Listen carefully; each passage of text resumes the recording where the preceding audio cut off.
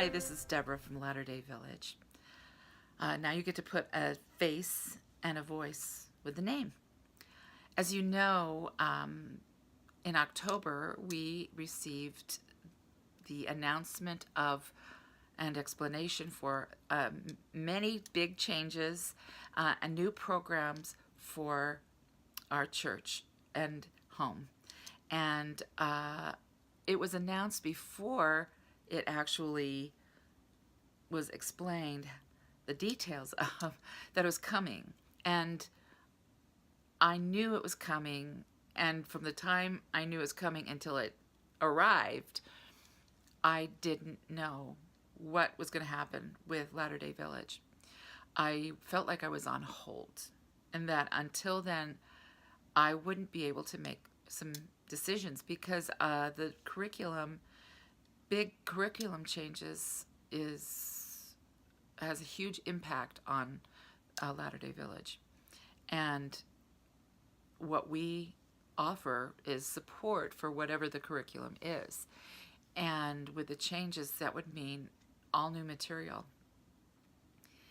And I just didn't know until they announced it and explained it. And also, I got a copy of it. I had ordered it ahead of time.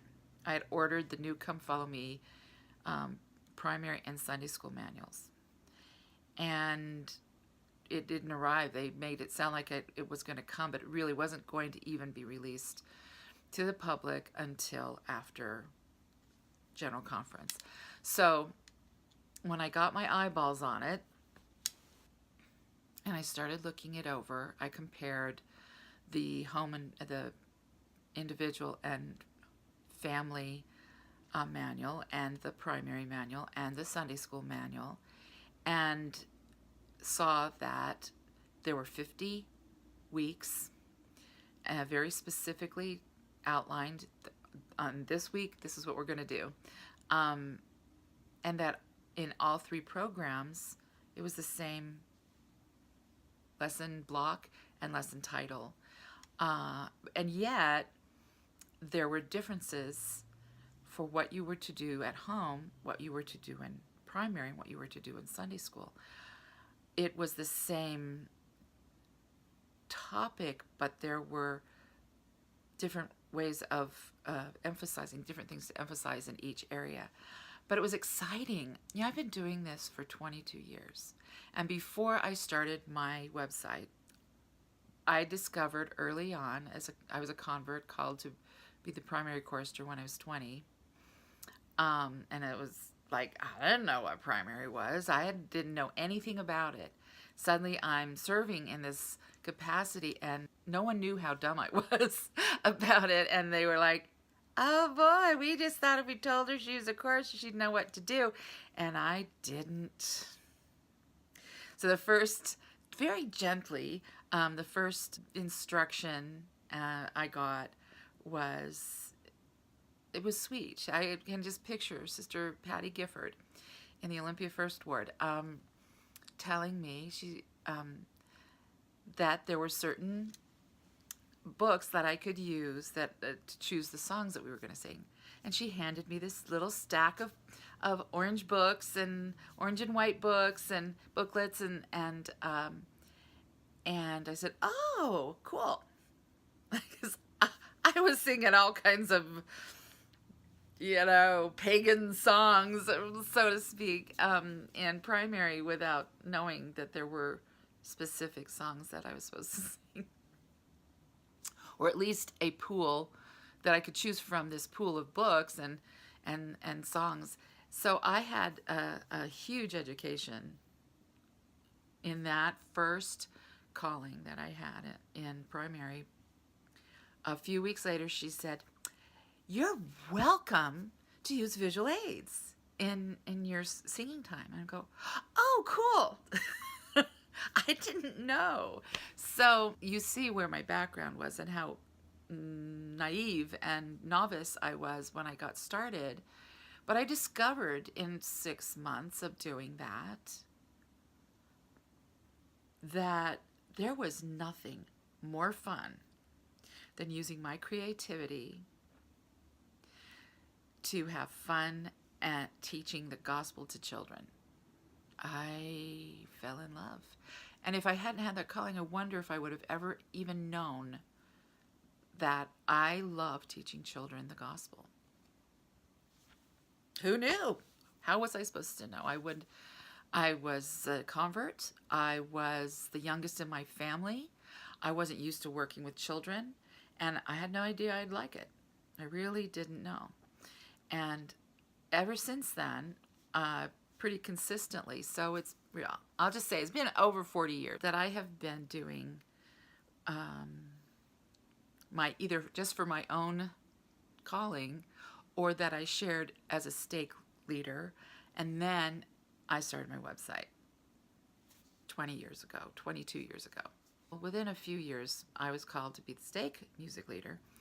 And I decided to share my ideas with my whole stake. So what I would do is I'd get the new music for the new year. We'd get the outline, and there would be certain songs that we were supposed to introduce throughout the year, and I would just really quickly think of an idea for each song. And it just I'd look at the title, I'd look at the words, I'd sing through it, and by the time I'd done that, I had an idea. That's how quickly it came. And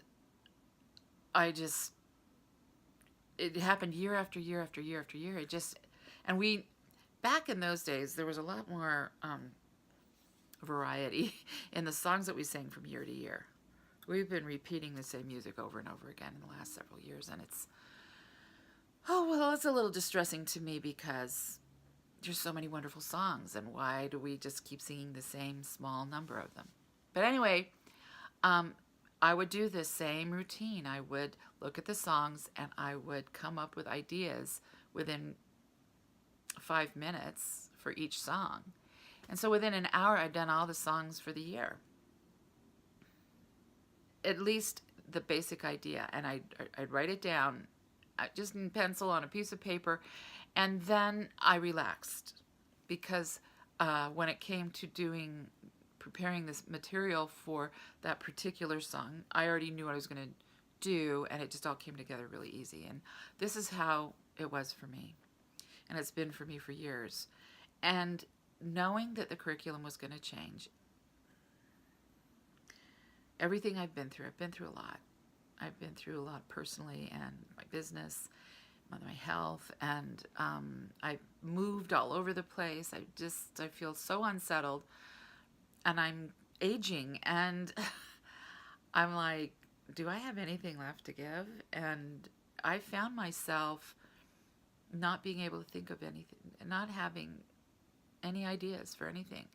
In the last year, I have felt more and more shut down, and I thought, it's age, it's stress, it's life, it's, I don't have that. I've lost it. And I've been concerned about aging. In my family, there's people who have had some medical problems that I'm like, is this going to happen to me? Where aging was accelerating, and I really was concerned. But when I saw the new curriculum, ideas just started popping up for me, and I thought, I've got it. I've still got it. I just needed to know the parameters within which to apply my creativity. I have thought for a long time that surely this is the last year we're going to use these manuals. And it wasn't, and it wasn't, and it wasn't, because the manuals that we've been using in primary are really old. And I was just waiting for them to announce who were going to replace them. And I thought, well, how many cycles have we gone through this gospel doctrine curriculum? We have the 4 manuals, and we have repeated them. Well, look at the copyright date on your manuals before you throw them out. we have been repeating this curriculum over and over again for so long. And I've just been waiting for them to say, "You got new curriculum." And, but it didn't come, and it didn't come, and it didn't come, and it didn't come. And I've been feeling it's going to come. And then I heard people saying, "Oh, we did this pilot program. It's a whole new thing in our state." And, I've been hearing that for a couple of years. And then finally, they announced we will be having new curriculum. And then but they didn't announce what it was. And then when they did announce, I was like, why did they do it like that? Why did they kind of,